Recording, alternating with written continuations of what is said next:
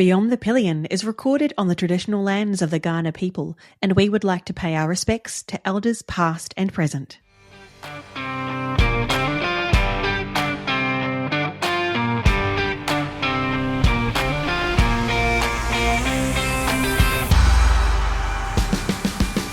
Welcome to Beyond the Pillion. My name is Kahiwa. I use she, her pronouns, and I am the chaotic one. Hi, I'm Rach. My pronouns are they/them, unless I'm at a roundabout with a driver who is inventing new giveaway rules, in which case my pronouns are please/do not. Welcome to episode 23. Today's episode is all about commuting.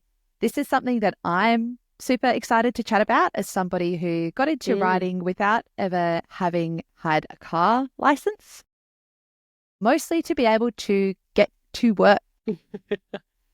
And back in episode 16, Mark and I talked a little bit about riding in the city or urban areas with dense traffic. So a little bit similar there, but today is also different because we're going to expand on what that looks like specifically for people wanting to use their bike as a commute. So lots of those tips and advice are still relevant to this episode and this conversation. Yeah. So if you haven't listened already, do go and have listened to that one. Yeah, and I guess beyond simply recognizing that more vehicles on the road will mean more hazards and adjusted riding techniques, there are some things that are unique to commuting that we're really keen to share. Such as just a really wide range of wonderful benefits. There's some common misconceptions out there about commuting, and definitely some unique commute-specific risks. We'll share some tips that we've both been taught, which have really helped to keep us upright for the last sort of 15 years or so. And as always, we are really keen to foster discussion. So share your own experiences, send us a comment, flick us a message. We're super keen to hear about it. But I guess first up, let's define commuting.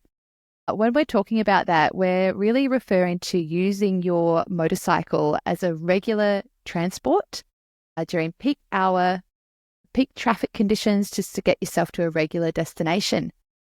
Like a lot of us will be riding in really busy conditions frequently, but we feel that there are some things that are pretty specific to choosing to use your bike regularly as a daily commute that just come with their own considerations. And I think we also want to acknowledge that there are some quite valid concerns and what I think are some common misconceptions that might hold some people back from commuting.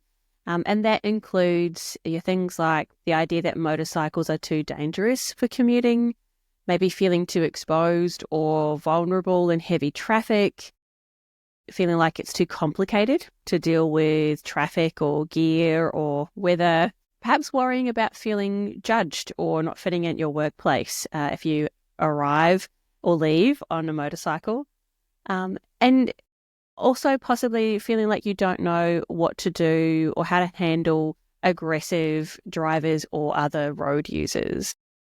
Yeah, and I think the good news is that a lot of these can be addressed and avoided in some situations, particularly by thinking about defensive riding, preparation, managing those risks, and also managing ourselves, which we'll talk about, as well as a range of pretty wonderful benefits. So, Kahiwa, can you kick us off with some of those benefits?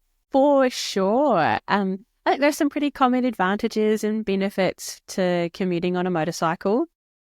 One of the big ones that made a difference for me personally was saving time in traffic. Once you are legally able to lane filter, that can reduce your time spent in traffic jams or built up congestion really, really significantly. It allows you to bypass other drivers and zip up to the front, and that is a huge time saver.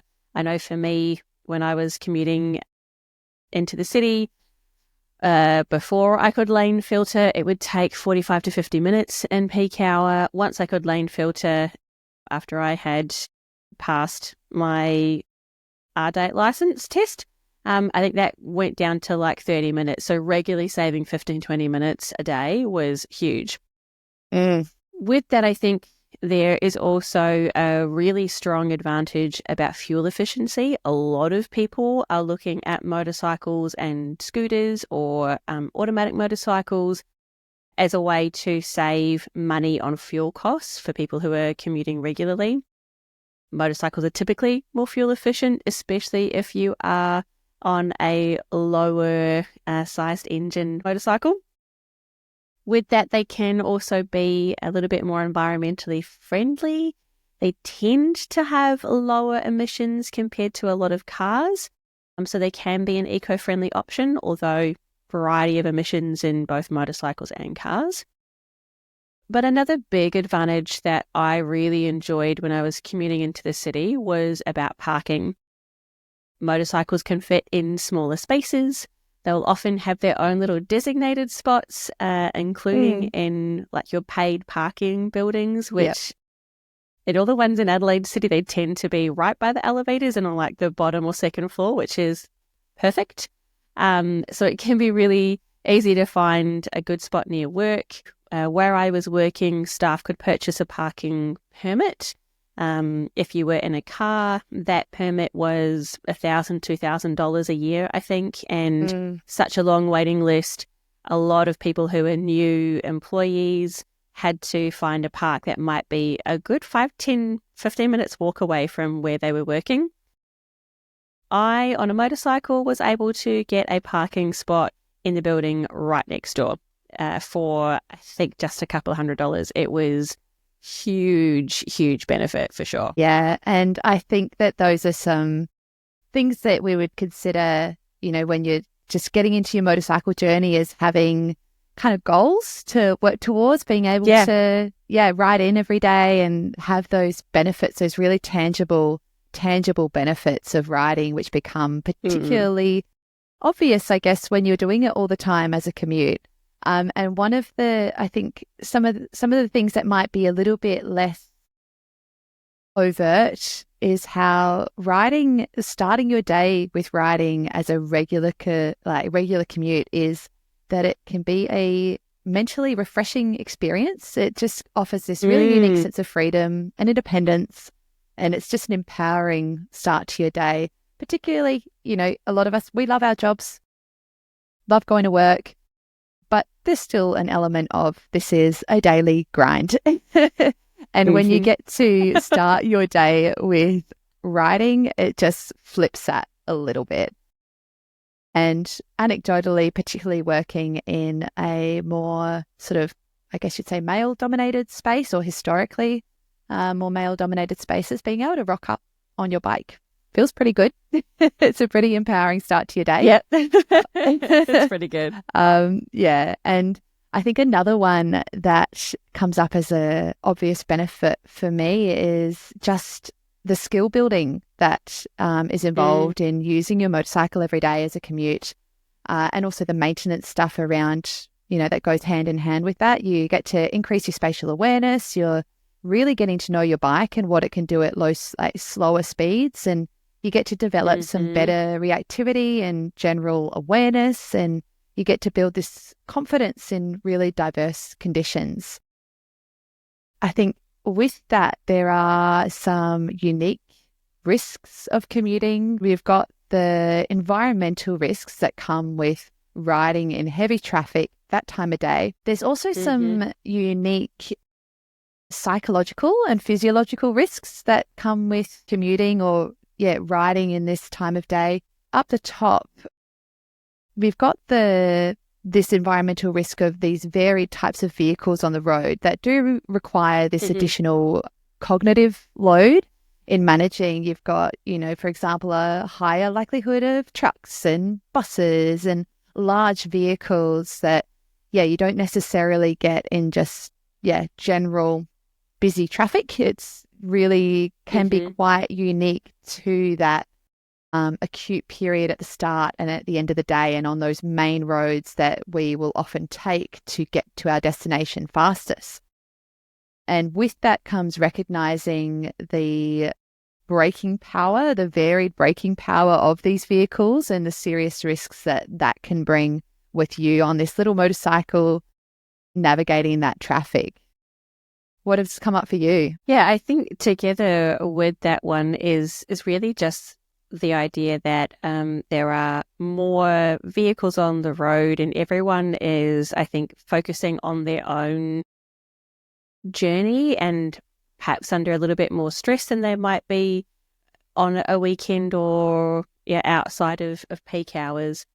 Most people are commuting at that time, so they're a bit more stressed. And one of the things that becomes really important, I think, is looking at where you are on the road around all of those vehicles. And so things like lane filtering and managing your own positioning and stuff become really important. And a big chunk of that we also talked in episode 16. I think there's also another point here about perhaps maybe a logical conclusion that the more time you spend on the road, the higher the likelihood of a collision or some other kind of incident, just because you're on the road more. And in many ways, that can be true. If we were to remove all of the other confounding factors that might influence it. But actually, I think there's one aspect there that spending more time on the bike, and like you're saying, taking that opportunity to build your confidence in diverse conditions, can potentially reduce the risk of accidents and collisions, because you have that opportunity to be developing skills on a regular basis in diverse conditions with a variety of other road users and vehicles and attitudes, and that can help you stay engaged and familiar and build your confidence around how to respond to unexpected hazards and manage yourself and get to know yourself and your bike.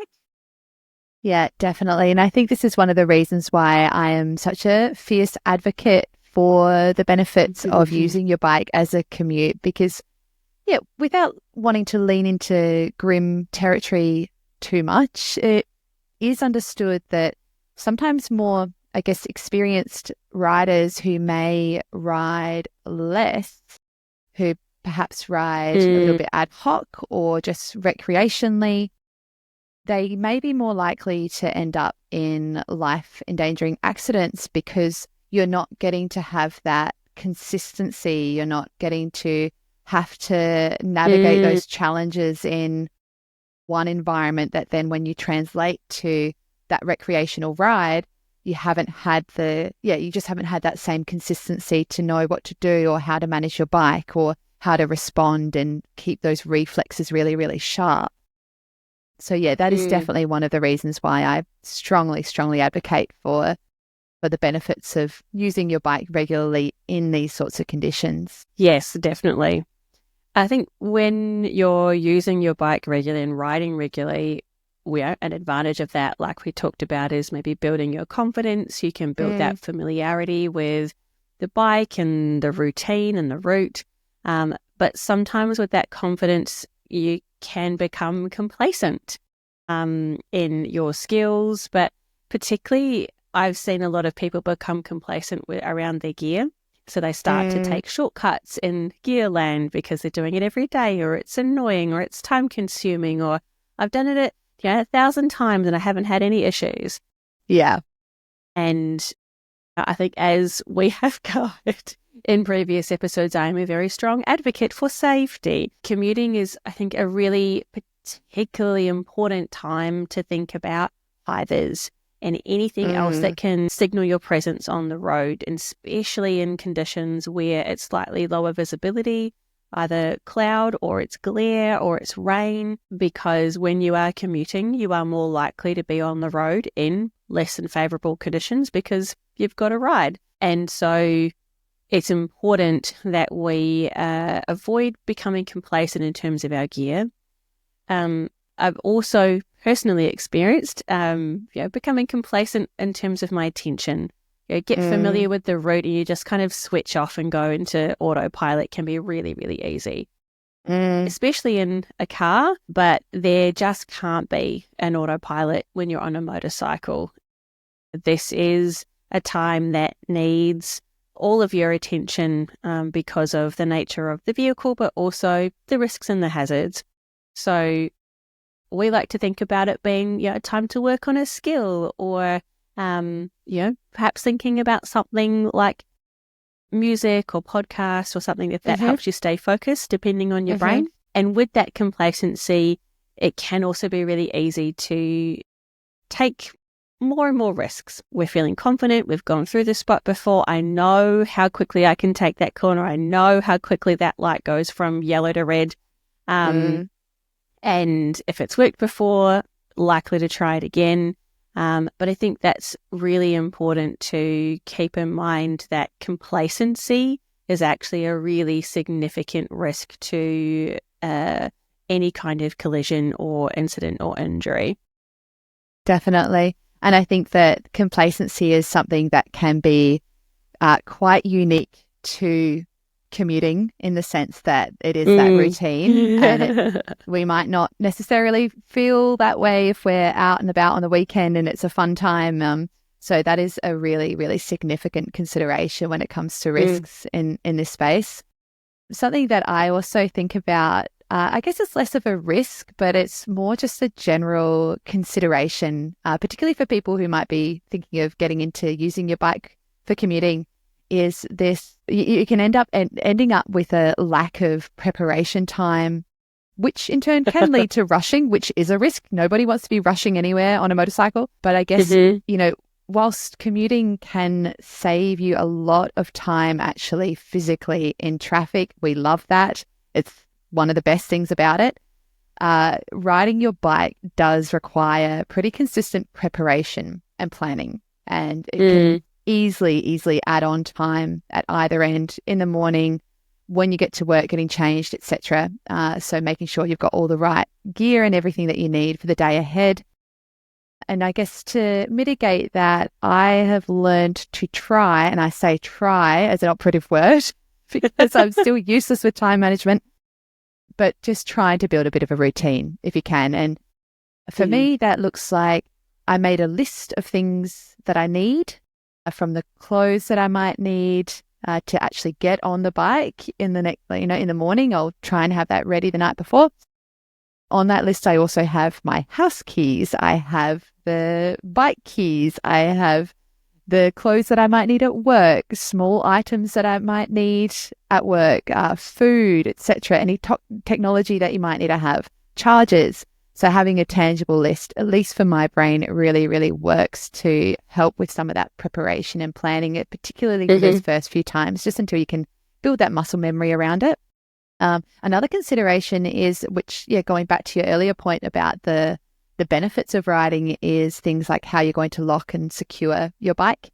Definitely invest in a wheel lock if you are parking outside during the day. And just, the obvious, thinking about packing a bag the night before and ticking things off that little list to make sure that you're ready, and being cognizant of the fact that those first few regular commutes, they might not necessarily go as planned in preparation land, and just building a bit of a contingency plan around that in the background. For me, again, as somebody who is chronically late and chronically forgetting things, it's been useful to even make a note of, hey, I forgot this last time. I'm going to make sure that is, that I don't forget that next time. One of the things that I would consider as a more safety related risk around this lack of preparation and rushing and things is that regular commuting can also make us a little bit complacent in regularly checking our bikes for routine maintenance things. You're doing it every day. And I know that, Kahiwa, you're a big advocate when it comes to making sure that we are doing those bare minimum things for, like we would on any dedicated recreational ride. It's just important to make sure that you are still making time to check the tires for pressure, plan for fuel, make sure the chain is clean. If there is something that, you might only usually save it for a recreational ride, build it into your weekly routine as well. If you're working a 9 to 5, make time for it on perhaps a Sunday. I'll probably be doing that after this podcast, just so you're not caught unawares halfway through your Monday. I've been caught out many times. You get on the bike and the fuel gauge is flashing, and I was like, all right, that's going to add another 15 minutes, which, I may as well have just driven. But yeah. I do find that one of the biggest differences in terms of commuting on the motorbike versus commuting in the car is that preparation. If I'm driving a car, then I can probably sneak in a few more minutes of getting in the door in terms of eating my breakfast on the way, or maybe doing the last little bits of makeup or something like that, or zipping in to get petrol is a lot quicker and easier when you're in a car than definitely when you're on a motorbike. So that preparation, I think, becomes really, really important. And I think those are all really useful suggestions around how to mitigate some of those risks. So we do have just some broader advice and suggestions around making that commute as enjoyable and as safe as possible. Again, the first one of those, like we touched on in more detail in episode 16, is about defensive riding. One of the biggest things that we can do to stay safe is thinking about the way that we ride. So your buffer zone, your safety bubble is so important. Thinking about where you are on the road in comparison to other road users, and keeping in mind the psychology of other road users. They just trying to get to work or to school. They might be moving slow. They might be agitated. They might change a lane before you were thinking. I've had a number of instances, particularly in built-up traffic, where drivers might change a lane without indicating. And I've also seen motorcyclists do that too, to be fair.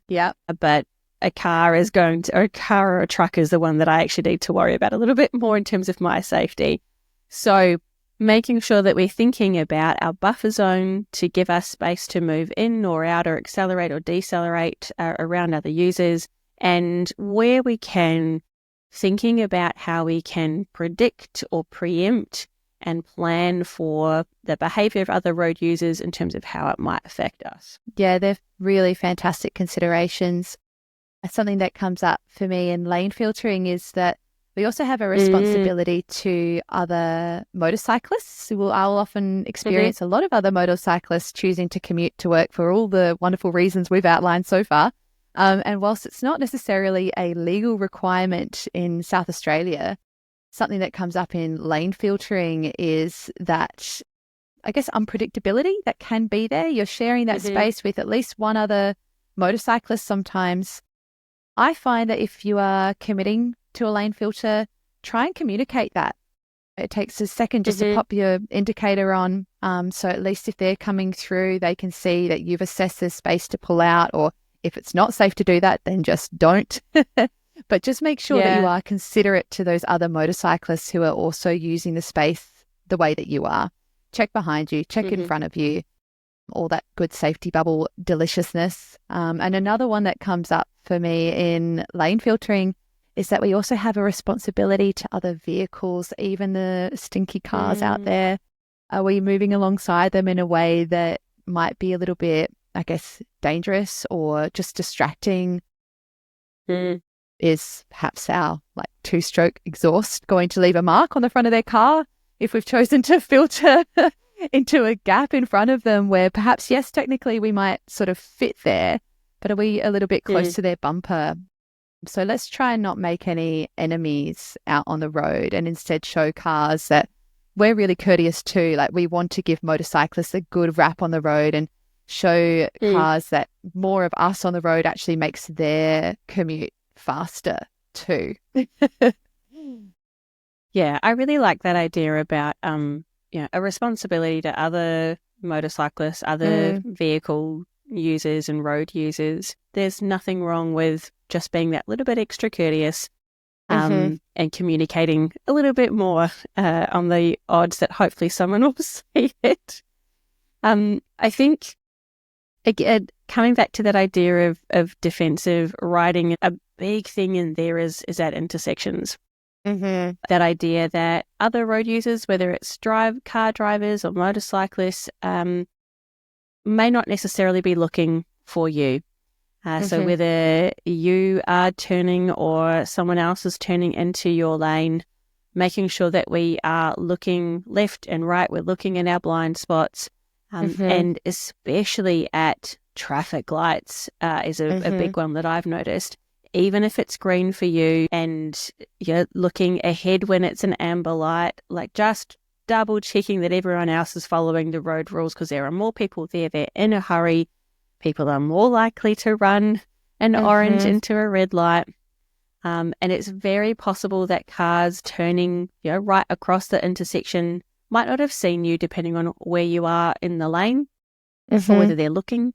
And it's important to be prepared to get out of the way as much as possible. And so whether that's braking beforehand or accelerating through an amber light, committing to an action, but first of all, just trying to preempt and notice and just be aware of those hazards without hopefully focusing on it too much. It doesn't have to be a whole part of your brain looking for hazards, but just a little bit there kind of scanning is going to be really valuable. Definitely. And I think that kind of constant scanning mindset, it does over time develop into a bit of muscle memory, or it can when you do it regularly, which is again one of those really fantastic benefits. And I know a lot of people who ride, most of us have a story about applying this thought about checking intersections, where we have an anecdotal story to share about how we were doing that. And the only reason that we survived that intersection without incident, even when it was our right of way, was because we were actually scanning and we chose to either brake or commit because somebody had unfortunately done the wrong thing. So I think it is really, really, really valuable to be, particularly in that defensive riding space, scanning every single intersection. And I think I touched on this next one a little bit earlier on, but just being really particularly mindful of the braking power of vehicles that you're navigating around. And this again is quite unique to what I've found in commuting, because we do tend to see that larger diversity of types of trucks, cars, buses, etc., every possible type of vehicle. You've got concreters, you've got the large sort of renovation trucks. I'm not sure, what are they called? The trucks that carry all of the dirt and debris and things from some garden store to moving somebody building their garden. Anyway, you've got a large number of types of these sorts of vehicles on the road, and in some scenarios, yes, it might be really beneficial to try and get in front of them. A lot of the time we think that being seen is the most important thing. We don't necessarily want to be stuck behind a vehicle like that who can't see us, where they're also blocking our vision of the road ahead. Particularly if they do have bits of debris and things flying out the back, I tend to go into sort of worst case scenario land in that situation and just think, oh wow, I'm just going to envision this thing flying off the back. But at the same time, you also don't want to position yourself in the front of that necessarily if you are coming up to a light where they're going to have to brake, and what's that going to look like for you? So again, it's sort of about that courtesy to other road users and thinking, okay, what is their braking power if I'm pulling up in front of them? Are they going to be able to stop in time, or am I going to be making this worse? Is there somewhere better that I can sit on the road? Yeah, I think that's really, really crucial. And that just comes back to that idea of buffer zones and safety bubbles, putting yourself in a place where you can be as visible as possible, that you can see other drivers and that they can see you. So I think the other area of advice or things to think about when you are thinking about commuting is that preparation, and in particular your gear. Now, I know this is probably obvious, but it bears repeating. It is important to wear your safety gear, full gear, every time.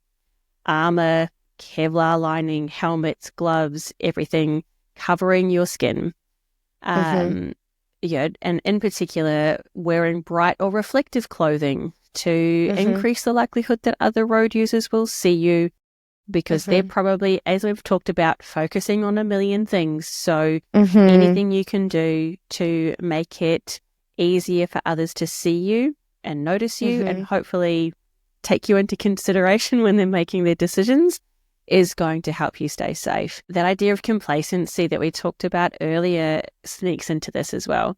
But riding more frequently doesn't make you less vulnerable to the impact of gravel or fences or cars. That's not how it works. So it is really important to wear your gear every time. So even when you are going at a slow kind of speed, that can still have significant results to your body, your bike. So let's not do that. And in terms of thinking about gear, one of the challenges with motorcycling is that gear can be expensive. And that's one of the reasons I know a lot of people say that they aren't wearing full gear all the time. And I empathize with that. It is expensive in comparison to just normal clothes. And so one of the options and the things that I've found really useful, and I know you have as well, Rach, is thinking about gear that can adapt to different situations. So rather than looking at a jacket for every single season, looking at one or two, maybe one is a more winter that has multiple linings and gets fully waterproof and zips it all up. And then a summer jacket that has some vents and a lining you can take out. And then you're covered for most temperatures, pretty much. And in terms of like riding trousers, and if you've got armoured or lined trousers, perhaps rather than looking at a whole separate pair of wet weather pants or similar, they might be really bulky or whatever, then something just like some rain cover, the shell pants that go over the top of your normal riding trousers, are great for protecting you from the rain. Also really good when it's cold or windy, just to keep all of that out of your body, so to help you stay warm. Those are so much cheaper than a separate pair of pants. So thinking about gear that adapts is another way to stay prepared, be safe, but try and also saving a little bit of money. The other aspect, I think, in terms of preparation, again, pretty obvious, and you referred to it a little bit earlier, Rach, but thinking about your bike, the more regularly you use your bike, the more regularly you will need to keep up with that bike maintenance. And so at a bare minimum, doing those quick pre-ride checks, which, 5 things. Is there anything in my tires? Do my lights work? Do I feel like I've got some squish in my brakes? Are the mirrors working and in the right kind of spot? And are there no leaks? That's it. That is enough on a regular basis. If you're looking at that as well as your more regular weekly or fortnightly kind of maintenance around chain and tire pressure and similar, you're going to be in a really, really good position. Yeah, definitely. And like I said, I'll be jumping down to be doing those checks right after this recording. So thank you for the reminder. Answering back to one that we mentioned earlier, I guess not so much a risk, but just one of the considerations around commuting is this idea that you're going to be showing up to work in all of your gear. And there's definitely, for me, there has historically been a bit of a feeling of, I guess, worry that I might not fit in at my workplace. Either because, you're wearing all this gear, or because you're a rider, or that people will make assumptions about you because you're a rider, etc. And I think I'd just like to speak to that in the sense that a lot of the time that can actually be a really wonderful tool to connect with people. And I've realized I've actually made assumptions about my environment incorrectly. And most of the time I've ended up showing up to a new workplace in my gear, and nearly every time there has been somebody there who I might not have otherwise spoken to, who's come darting over to be like, oh, what do you ride? I ride this. And then instantly, bang, we're on. So I think that, that initial kind of anxiety around that, very, very, very valid. You stand out like a sore thumb. You feel like a Power Ranger. You're maybe at some corporate job or something else. But I think I'd just like to offer a little bit of reassurance with that. most of the time that has been met with absolute enthusiasm and has actually been a really wonderful tool for connection. And I think, Kahiwa, you've experienced a little bit the same in that domain. Yeah, I think similarly, turned up and all of a sudden connecting with a couple of workmates who I wouldn't have otherwise, and made some really strong friendships and had some great experiences, and also learned a lot from these colleagues as well. Yes. I have also found on the other side the Power Ranger vibes actually a benefit in one job. It was a huge psychological confidence boost to rock up in my motorcycle jacket and my boots and feel more confident, feel more powerful walking into some of these conversations. For whatever reason, I walk differently when I'm in my motorcycle gear. Not going down there today, but I think that can be, for some people, the outcome of that empowering aspect of riding or that positive psychological boost of riding, as well as the identity of being a rider. Definitely. And I think it does all come down to that perspective and what you end up allowing yourself to lean into and feel. And there's just immense benefit in that, now. Yeah, being able to walk into a workplace, you can feel really, really, really powerful in that. So yeah, thank you for sharing your experiences. And I think one of the other sort of considerations when it comes to that psychology around the regular commute is that there can be concerns with other road users and how they react to you on the road, particularly leaning back to what you were saying earlier about the fact that they're all just trying to get to work, or they're distracted, or you're just more likely to encounter a negative person on the road because there are more vehicles. But we can mitigate that. And I think some things to practice are just that it's really important to notice when that might be happening. If you're picking up some vibes from a road user who might be behaving a little bit strange or aggressively, or you can see them tearing away from you, just notice it. That is really, really important for your own safety. And you can sort of subtly preempt who might be a bit of an issue.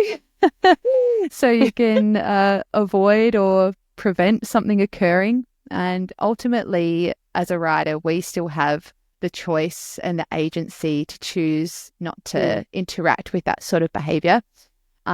So yeah, I'd just say keep calm, laugh it off if you can, shake your head, and most importantly, just get back to focusing on your ride and your safety, because that might be just a fleeting moment in time and it doesn't have to completely derail your day. So again, being able to build that resilience on the road, commuting is really wonderful for that. And also I think it's important to remember that a lot of people are just, they're just trying to get to work, and a lot of them are pretty courteous too. So for every person who you might spot or assume is going to try and cut you off in lane in lane filtering, there's also people who will move out of your way. To hold on to those experiences and to just sort of assume the best of people, I think is a nice way to approach commuting without it. You don't have to be completely derailed by consistently scanning. Let's assume the best and plan for the worst. Yeah, I think I've personally experienced a handful of people who are making maybe more self-centered decisions about how they behave on the road. But I would say, as a general rule, I have felt like people who are driving and using the commuting in that traffic peak hour time are more likely to go, okay, fine, you get in. Because at the end of the day, one other car is going to mean maybe 30 seconds at the other end. In comparison to often people driving around on a weekend.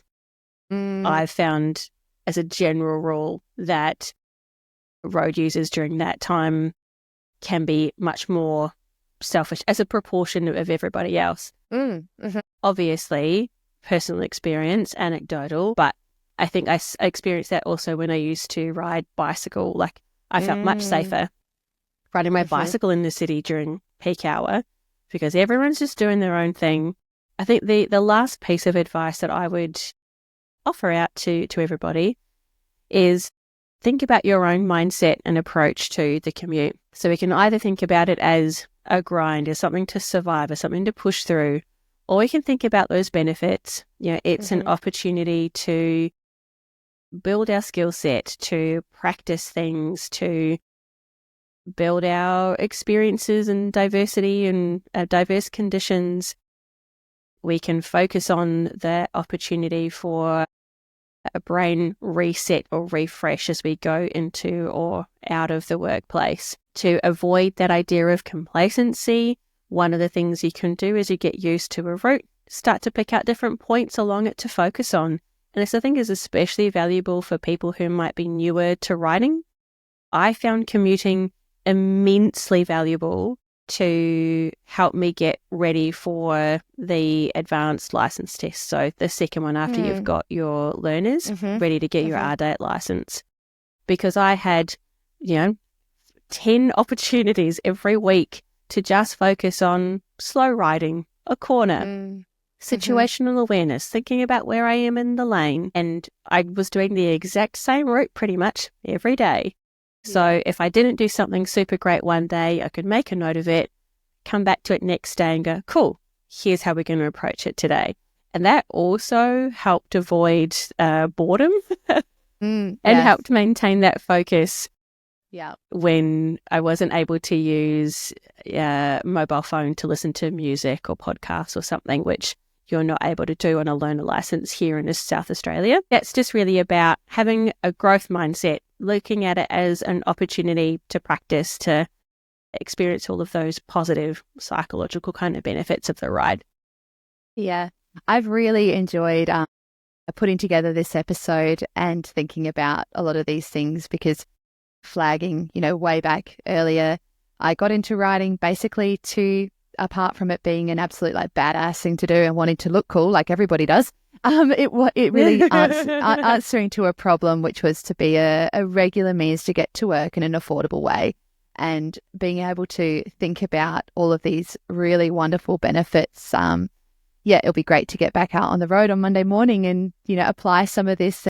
I think in summary, there's just some really wonderful benefits to commuting. We've talked about increasing those skills and your general resilience and confidence, and of course saving time in traffic, and also those opportunities to connect with people that you might not have otherwise when you show up to work as a Power Ranger feeling like a boss. And it's just generally also a really, we love riding bikes and it's a great start to your day. Who doesn't want to start your day with a ride? Exactly. So just looking at it like that, I think is a really wonderful mindset to kind of carry forward. And of course, on the flip side of that, there are some pretty unique risks to choosing to ride as a commute, and those challenging traffic conditions we talked about earlier, and the risk that with routine can come complacency, which I've definitely been guilty of. And I think it's just important to hold on to that feeling of responsibility to ourselves and to others, and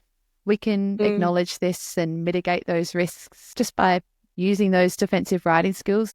We can also just do everything we can to be prepared.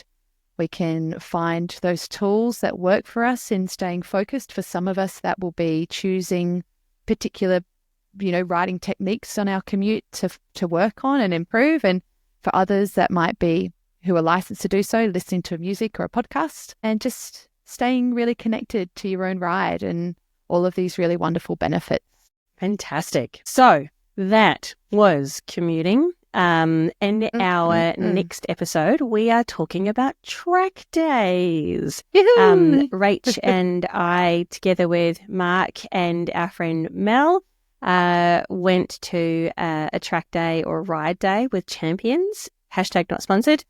So we are really, really excited to talk to you and share a little bit about what we learned, how we prepared for it, maybe some things to practice in the lead up to it.